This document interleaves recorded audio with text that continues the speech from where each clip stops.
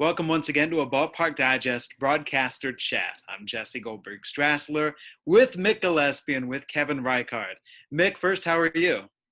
Hey guys, doing fantastic. It's been a little bit rainy down here with the hurricanes coming, but I'm just listening to a heavy dose of yacht rock with groups like Steely Dan and anything Michael McDonald and enjoying myself. That's beautiful. Kevin, what music are you listening to? I've been listening to a lot of XTC and Elvis Costello, and actually today is Elvis Costello's birthday, so let's wish him happy birthday. Kevin, what are you hearing about anything going on in the future with regard to baseball, major league, minor league, ball league, etc.? Everything is still on hold, still dead. MiLB throws some ideas out there, and they just sort of fall into the black hole of Major League Baseball, which is much more occupied with the current season than it is planning for the future. So there, any talk of knowing what's going to happen is just totally premature, because nothing's going to happen until September. The current PBA ends then. And Major League Baseball, has not been doing a ton of planning for the next season past announcing a season schedule. So, a lot of things have been, not officially, but really realistically put on hold, like the Arizona Fall League. Spring training, I think everyone's assuming it'll happen. Under what circumstances remains to be seen. But if the sport's going to be anything close to normal next year, spring training's got to happen in some form or another. I mean, then we need our guides to spring training. We'll be announcing tomorrow. Arizona's done. Florida will be done shortly. And, the only way to approach the guides is, saying here's what it has been in the past. Next year will undoubtedly be different. And I'm guessing a lot of ballparks will be operating kind of like they are now in terms of the NFL and MLS, where you'll have a lot of contactless stuff, maybe diminished capacity, touchless concessions, touchless ticketing. But those things were going to happen anyway. Tampa Bay a couple of years ago went to all cash concessions for non-cash concessions, for instance.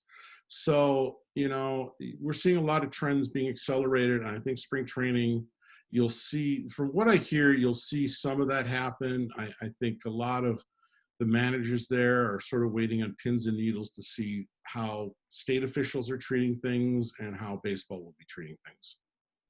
Well, Major League Baseball is going on right now. I mean, Mick, in hearing you talk about it, you're basically speaking exactly what's been on my mind. Since I've worked in minor league baseball is going on while Major League Baseball is going on. It takes my attention away that I gave wholeheartedly as a youngster, and now suddenly I can pay attention to it. How's this summer been for you? Yeah, I've enjoyed it. I get to work with Len Casper in spring training, and I've done that for years. But, watching the Cubs every night, it's, it's just kind of nice just to sit back and catch him and JD and the occasional guest, and and see how the TV broadcast is done. Because I was on it, but when you work all the time, you really don't get an idea of like how it all operates. You behind the scenes, you see it, but I've watched so much of it this year. It's like, I get a lot of the nuts and bolts of what they're doing and why they're doing it and how they're doing it. And I paid attention to that. Also, getting to see the major league team play every single day, I've enjoyed that, and they've made it a fun season so far. They're 8 games over 500, the Cubs, but I get to swing around and catch some other broadcasts too. And I guess just as a broadcaster, I've been surprised that there's major leaguers that really aren't any better than a lot of the guys in the minor leagues, or at least the better guys in the minor leagues. And I didn't know that because I didn't really get a chance to listen to them. Some of them aren't very good at all, but they're in the big leagues, and, and we're all at home right now. So, and some of them are great, John Miller, Ken Korak, love listening to those guys. But, I've got this smorgasbord of Major League Baseball, and I have really just enjoyed the fan part of it. Although I got to say, I do miss the daily routine of of being around the team, of broadcasting games, you know, and I guess sometimes I forget. It feels like I haven't done it in years, you know, and really in actuality, it was in March. But what's been nice is occasionally, you know, a fan or two will pop up and say, "Hey, I miss listening to you," and that kind of thing. And so, and that always brings me back to, oh man, you know, kind of living in this moment right now. I want to take advantage of this situation, and you know, and because I haven't had this chance to, you know, kind of live like this life where I can watch games and, you know, and be at home, but at the same time, you know, my heart's doing games every day, you know, so that's kind of how the summer's been. But watching the games, seeing the team play every day, and you know, and just kind of being a fan has been fun. Yeah, it's like if you were a chef and you're sitting at home watching the Food Network, but you're not cooking yourself. So there might be something vicarious there, or you might be screaming at your TV going, "What are you doing?" Kevin, how has this summer been different for you than usual summers? No travel. So that's been the biggest thing. No new ballparks to visit. No ballparks at all to visit. And it was poised to be a pretty good year between several minor league ballparks opening, the Dodger Stadium renovations, a lot of smaller renovations. Like tomorrow or Friday in the newsletter, I'll be writing about what the Reds have done this offseason, past offseason, in terms of a new area at Great American Ballpark. And then following up with some Dodger Stadium stories. In the past, I would have gone to see these things, and now it's just a Zoom chat or a phone chat. I'm watching more, I guess. I'm more eclectic, I got to say. I'm not watching the same team every night. So I'm purposely mixing it up. Enjoyed the Nationals and Marlins the other night. Boy, the Marlins are fun. Much more fun than I anticipated. So just that's the exact way. But you've been working games, Jesse. So that must be an interesting summer for you. Yeah, I'm fortunate in that my ownership, Tom Dixon, the general manager, Tyler Parsons, our special events person, Greg Kiger, set up what they called the Lemonade League. And they brought in all sorts of college baseball players throughout Michigan. So Michigan State University, Eastern Michigan, Central Michigan, and all the way through D2, D3, Lansing Community College, 57 players in all came in and played 20 games at Cooley Law School Stadium. And we just wrapped this up on Saturday. And it was great in terms of, it was very insular. The players were dropped off either by their parents, so they drove themselves there 2 hours, an hour and a half before the game. And if they wanted to participate, they had to show negative tests for COVID. And then when they were in the dugout, masks on, there was only 100 fans were allowed in by health directive of Ingham County. Everybody was carefully screened, including the players, as they came in through the gates on the left side. And the fans were sent to sit beyond the left field wall, where we've got a section called Good Hops. They were put in tables that were distanced from each other fan group. They had a server come to the table, take their orders, and bring them their food like they were in a restaurant, no standing at a concession stand. And we had 20 college baseball games. So I did get my fill of broadcasting and my fill of baseball. It was really nice, executed successfully, 0 outbreaks, and we got to see baseball before all these players had to return to college. Do you think it's something that will be done next season as well, even if the Lugnuts return? So I think, and let's get outside of Lansing. The Wisconsin Timber Rattlers have what the Fond du Lac Dock Spiders. Spiders, yes. And the West Michigan Whitecaps have the Traverse City Pit Spitters. The Cedar Rapids Colonels have, I forget the name of their team. Bucks. The Waterloo Bucks. So in the Midwest League, there's this momentum toward you operate your Midwest League team, you operate your college wooden bat league team. And so the whole idea of doing this both at the same stadium, on the same field, now that they've established this league in the first place, I could see them coming back to it next year. And let's say there's a minor league baseball season, a Midwest League season. I could see the Lugnuts going on the road. Whereas in 18, we had the soccer. We had Lansing Ignite just play on our field whenever the team would go on the road. I could totally see we go on the road and they bring in the Lemonade Leaguers and have a college wood bat league. I could totally see that. Yeah, and the you mentioned Wisconsin Timber Rattlers. They actually scheduled at least one game and maybe two Dock Spiders games in Appleton. So they weren't shy about bringing the team up for a home game or two there. And I know, Mick, when you were down in Knoxville, I believe there was a high school tournament going on. Yeah, I wouldn't be surprised if the Smokies brought that back as well. Yeah, they had a high school league that was basically because the high school baseball season got canceled. So they made their own league up, and that wrapped up right at the beginning of the month. So it did okay. It was just something to have, and the high school kids got to play. I doubt that if the Smokies end up having their season that they'll do that again. But, I'm really interested to see what happens with the Appalachian League, because I think that's going to be a major league affiliated wood bat league. Just a hunch. And I wouldn't be surprised if it's not tightly affiliated with the way that they run the Cape.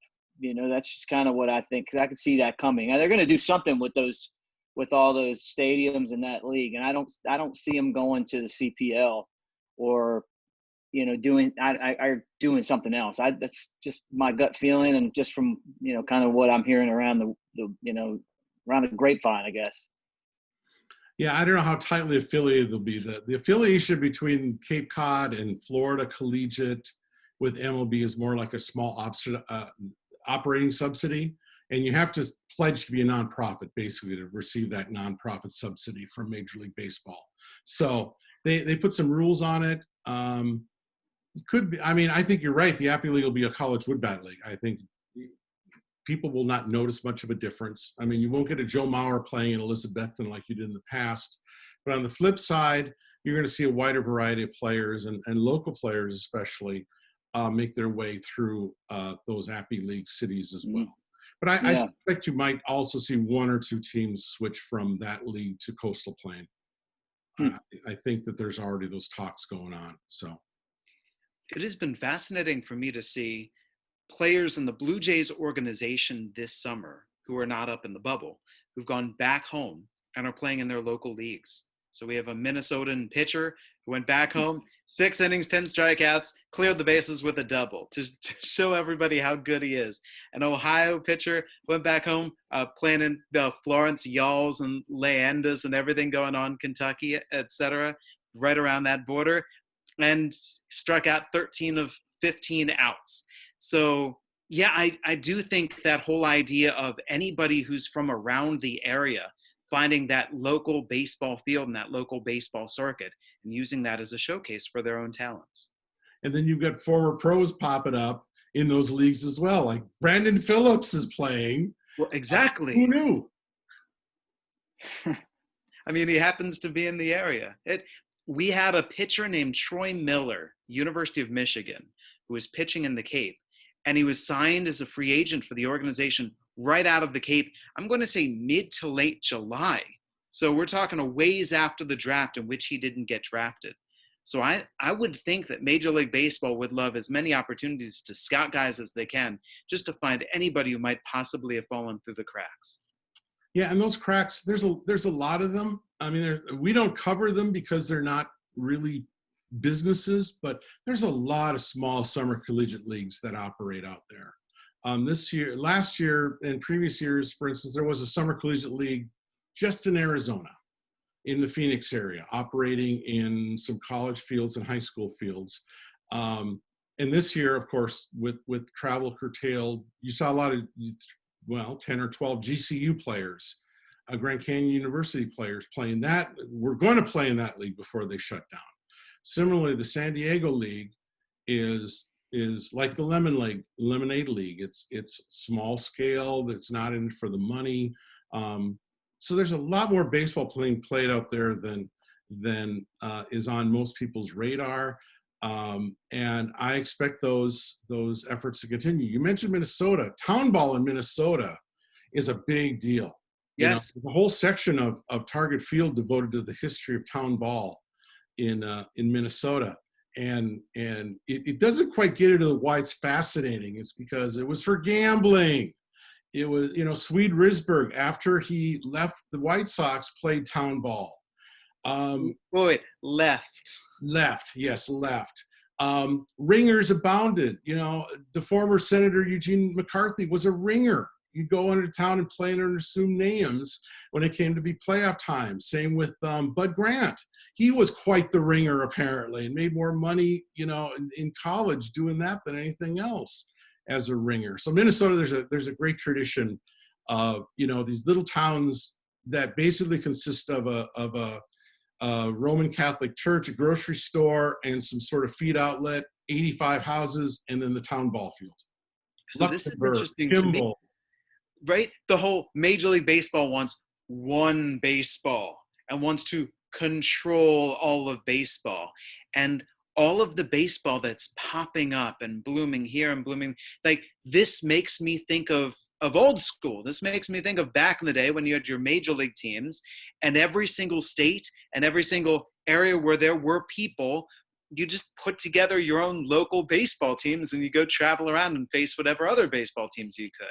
Yeah, Wisconsin State League, which celebrated an anniversary, it's been around forever. The Eau Claire Cavaliers are one of the great teams in that league as well. So, town ball should never be underestimated. One baseball, a lot of other baseball. Yeah. Anyway, Lemonade, huge success. I hope that everybody else had huge successes in terms of their other league, taking care, keeping everyone safe, and also having baseball this summer with all the minor league baseball that didn't happen. Yeah, I got the feeling most players who really wanted to play found a place to play. So, okay, Adam Klopfenstein is a huge Blue Jays prospect. And we suddenly, in Googling, he popped up in the Texas League playing with the Clemenses, playing with all sorts of guys. So I'm going, look who's popping up playing in the Texas League right now. Guys who've played in the major leagues, as you mentioned, Brandon Phillips. It's really fascinating to see the composition of all of these different teams. Well, that Texas League, at Constellation Field in the Houston suburbs, they've had major league teams sign players out of that league, which I think is utterly fascinating. That Constellation Field has turned into this little hub of prospects, along with Kobe Clemens, along with Roger Clemens, along with some other former Astros who've been playing and coaching. And you're sort of seeing a lot of lines blurred there. But I think it's great. They kept the doors open, and they've made room both for prospects and a great majority of the Clemens family.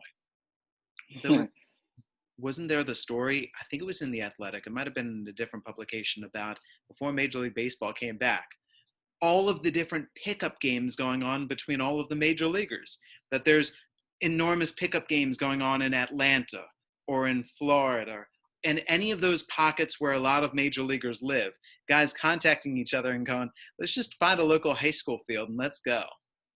Yeah, there was a lot of that in Florida. Same with NFL teams. Tom Brady was holding his personal workouts in Tampa. The sport's at its essence. Playing for the love of the game, which is what everyone wants. So just I think it's a good thing. Yeah. I've got a term from your Baseball Thesaurus, the Baseball Thesaurus term of today's chat. We haven't done piano mover yet, have we? No. Okay. So Mick and I, if a runner reaches base, one of the things that I think it's our obligation to talk about is how much speed does he present? Is he a threat to steal? If there's a ball hit to the gap, is he going to try to take an extra base? And so I think piano mover is such a great evocative term for a guy who's so slow. It's like he's trying to move a piano around the bases. Yeah, I played with a guy we called Billy Joel. He's just so slow. So he's slow. The piano man. He'd get on first base and he'd be like, Billy Joel's on base again.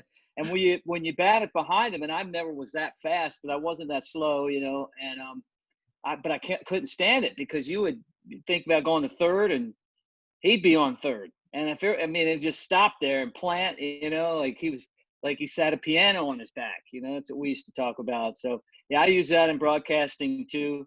And when you said that immediately, I could picture this guy and how slow he was. He said he had a bad knee. I don't know what it was, but like the funny thing is that these guys can hit, it seems like, but then they just clog up the bases.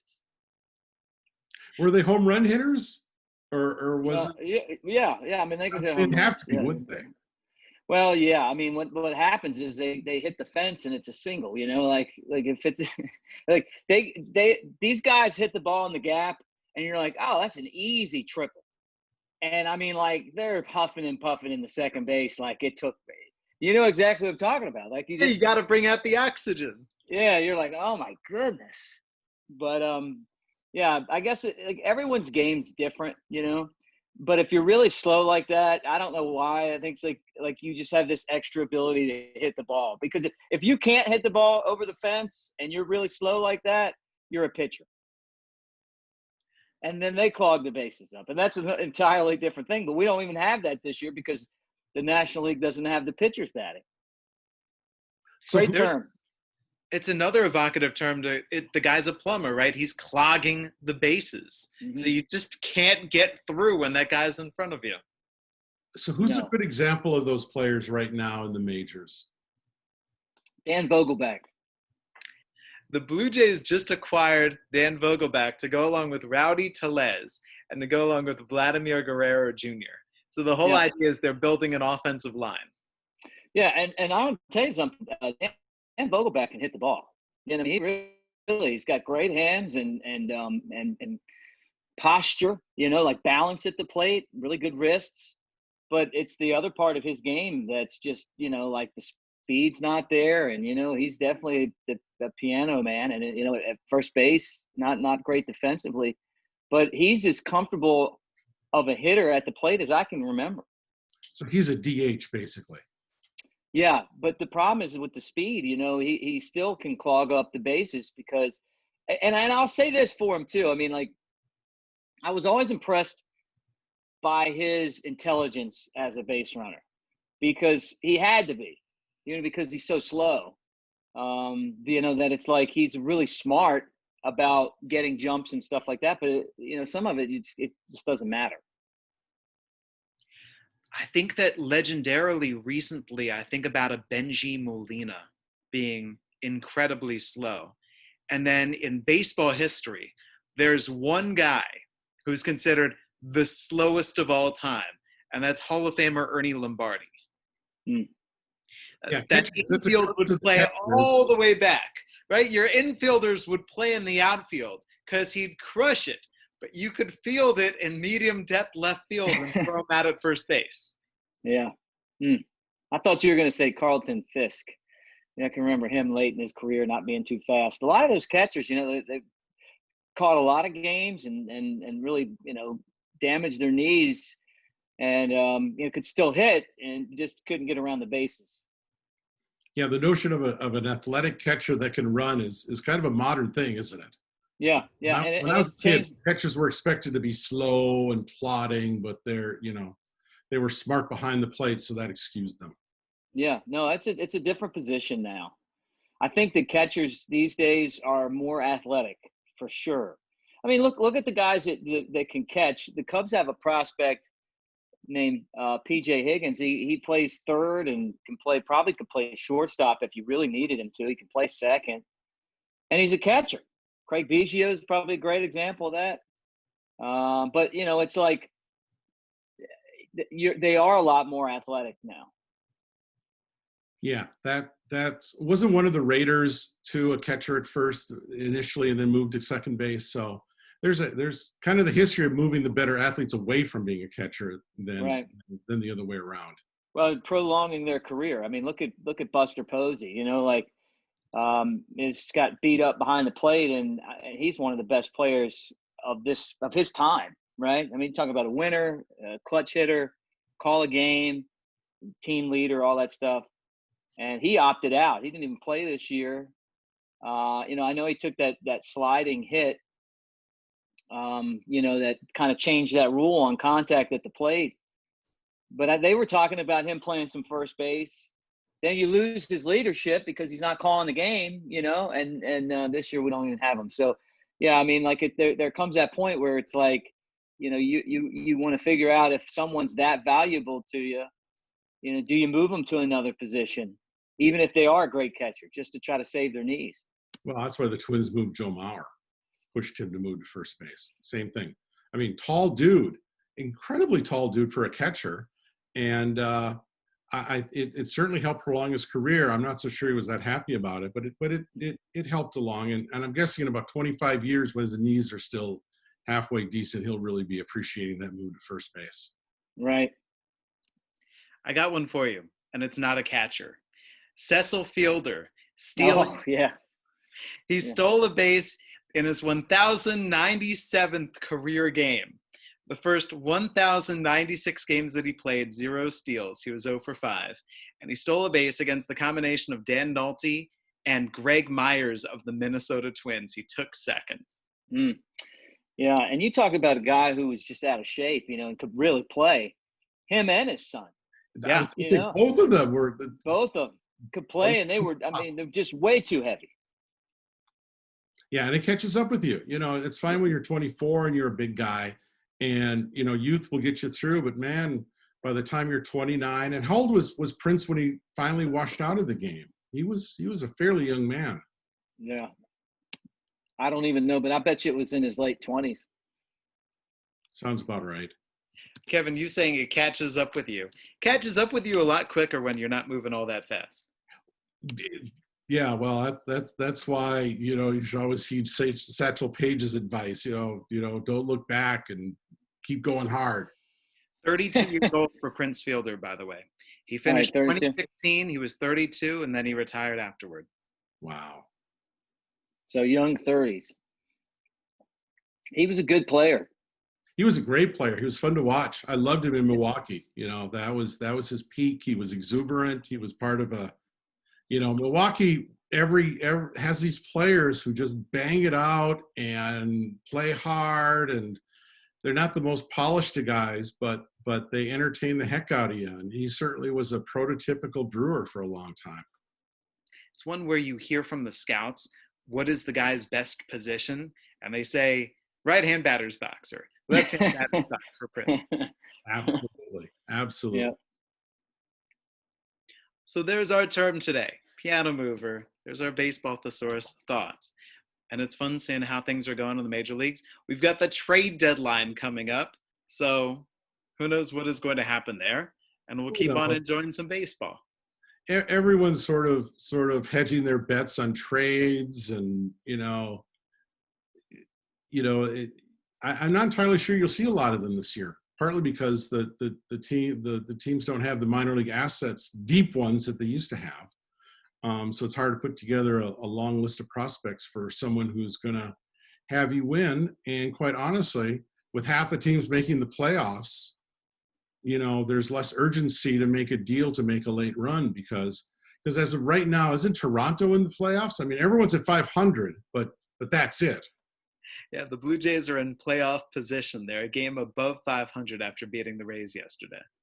So there you go. They're all set. But there's so many surprises out there, and who knows what's going to happen in a playoff situation, especially if they move to neutral site. Let me add this too. So it's a shorter season, but it's such a condensed season. And Mick, I don't know if you've had this experience, but with me, because the minor league season is so condensed, because guys get banged up or whatever the injury might be, we are always needing starting pitching. We're constantly going, who can you send up? Who can you send up? We're constantly throwing spot starters out there, or Johnny, whole staff, just sending the entire bullpen out. And all I'm reading about right now is how many major league teams are doing their best to say, where can we find starting pitching? Yeah. I mean, I've seen it in the minor leagues. The funny part was when this season started, I thought to myself, this could be the year where a team, if they had the right 4 men, could have a 4-man rotation, because you're only talking 60 games. And it wasn't that long ago that we had 4-man rotations. I mean, and it worked. But no, I mean, like just the Cubs, for example, that's like they've had 5, 6, 7 guys that they've used, and they got a guy back today, Quintana, and Chatwood back. So I mean, they've got 8 different guys that they could use to start, which is something that Theo Epstein's always been big on, is having that depth at starter. But you're right. I mean, with the double headers and a lot of these games being canceled if guys have COVID, I underestimated the need for starting pitching, because when it started, I didn't really think, okay, and honestly, as I say this, I think Major League Baseball has done a fantastic job of dealing with the COVID situation. But when someone gets it, that you just shut down until you kind of have it underhand, and then you move on, right? But that's caused a lot of these double headers. It really hasn't been the weather.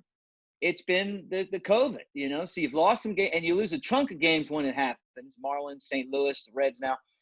But and so that's caused the need for more starting pitching, because you're talking about all these double headers, and it is a condensed season. So I didn't get my wish of a 4-man rotation. I wanted to see Palmer, Dobson, Cuellar, and McNally. You know who that is? Orioles. Right? Yeah. 20-game winners, baby. I know. I've got a picture of them all signed with their win total from that year. And so that's sort of that's my sports memorabilia favorite, so, and my Harold Baines Grand Slam, those 2 things. But yeah, so you need a lot of pitching. It's going to be interesting to see how the second half of this 60, because I feel like teams like Baltimore and the Marlins and some of these, the Blue Jays, they're all going to start fading now, and I think that you're going to see what's going on, like with the Dodgers and Houston. Like they're just starting to build back. They're starting to pull away. Biggest surprise, though, has been Tampa Bay. And wouldn't it be something if Tampa Bay and Oakland end up playing for the World Series? This is the kind of year that something like that could happen. I mean, short series in baseball is perfectly set up for somebody to knock out the favored team. All you need is a really good start, or all you need is the right swing at the right time. And who knows? Short series, all you need is 2 starters. Yeah. And you don't need 4. If your relievers are beleaguered at the end of all of these condensed games, and I saw some teams with their major league schedule in September, they might only get 1 day off before the end of the year. So a lot of really good pitchers might get ridden hard. And I think in the Cubs-Indians World Series, I think by the end of that, I think we saw both Aroldis Chapman and Andrew Miller were both exhausted. Yeah, and so all it takes is the right guy to come through at the right time, and you never know. Mm-hmm. Yep. The way they used those guys in the playoffs that year too. I mean, they pitched so much. With now that you have to face 3 batters, as a reliever, I wonder if you could have used them as much. That's an interesting thought. And the other thing in that World Series, which was interesting, is that Cleveland was without a lot of their top starters, and they still are a game away from being world champions, which it goes to show how great of a manager Tito Francona is. I mean, really, just maybe the best in the game right now. Maybe the best in the game. Well, when he's there. Yep. I mean, he's been ill, by the way, for those who don't have the reference. He's not been at a game in several days or for a while. So he's been ill. But I think you're right. When he's there, he is probably the best manager in the game. He gets a whole lot out of a Cleveland team that let a lot of talent go, and yet you're seeing them right behind the Twins at the top of that division and in the top tier of the American League. He doesn't overthink it, and I just, there's so many great managers. You watch the way they do their job, and you sit there a lot and you're like, what are you doing? When you watch Tito Francona manage in those playoffs and those World Series when he was with Boston or with Cleveland, he didn't make mistakes. And his team didn't win against the Cubs, but it wasn't because of him. You know, like you talk about just watching the way that he managed those 7 games. I was impressed with him every single game. And I don't know why, but baseball to me is that one sport where a manager can make just such a difference. You know, like I don't feel the same way about basketball. I don't feel the same way about football, hockey, or soccer. You know, I feel like a lot of the players can kind of dictate how things go. But in baseball, yeah, the players are really important, but the manager, and it's always been this way because it's a chess match. The manager has a bigger impact on the game than any other, in my opinion, than any other sport with a comparable spot, you know? And football is probably second, but I think baseball, good manager, it can make a huge difference.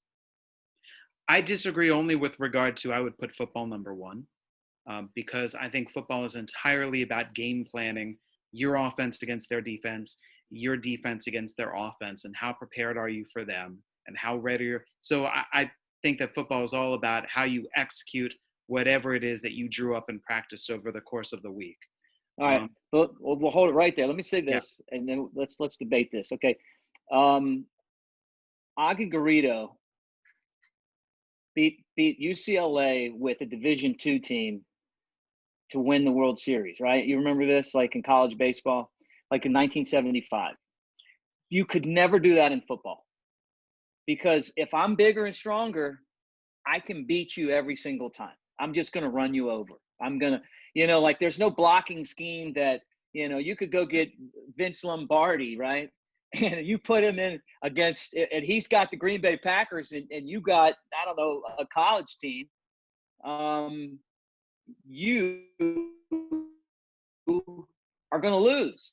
The thing I think about baseball is like Aggie in 1975. Like this guy's probably the best baseball coach ever in college. Maybe Skip Bertman second, but to have players that aren't even in any position better, any position, could not have played on UCLA. Any of those guys couldn't have played at UCLA, and somehow that guy managed to win the World Series. But I agree. I mean, look, you got a lot of game planning and all that stuff in football. But I'm saying this, like, if baseball, the right guy, there's a David and Goliath, okay, that you can have in baseball that I don't think you can have in football. Well, basketball's example of that is Chaminade against Ralph Sampson in Virginia. Yeah, my example is that, and I'm going to weigh in and say I think the NBA is the place where the coach can make the greatest impact. Because look at Toronto before Nick and after Nick, or not after Nick yet. I mean, he's coach of the year. He's actually doing just as well this year as last year, despite losing Kawhi Leonard.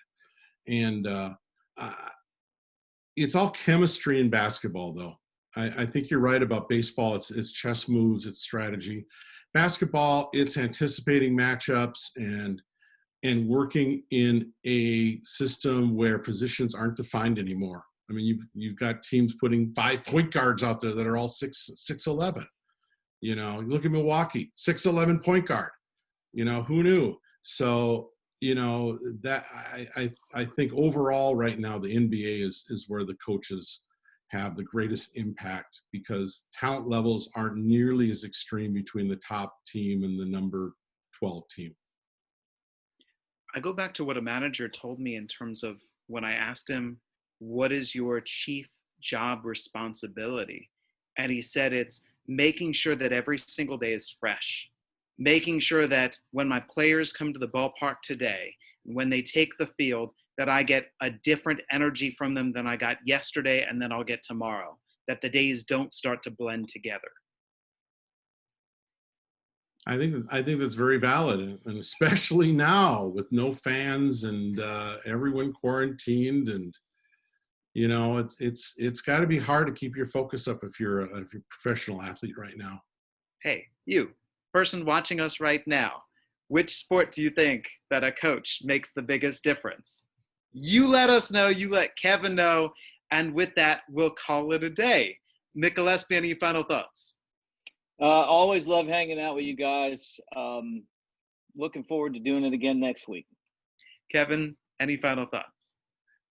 None except, as I said at the beginning of the broadcast, we're already in planning mode for next year. So I'm enjoying this season, but I'm praying 2021 gets us back to some level of normalcy. And also what you said at the beginning. Happy birthday, Elvis Costello. Yes. For Kevin Reichard, from Mick Gillispie, I'm Jesse Goldberg-Strassler. This has been your Ballpark Digest Broadcaster Chat.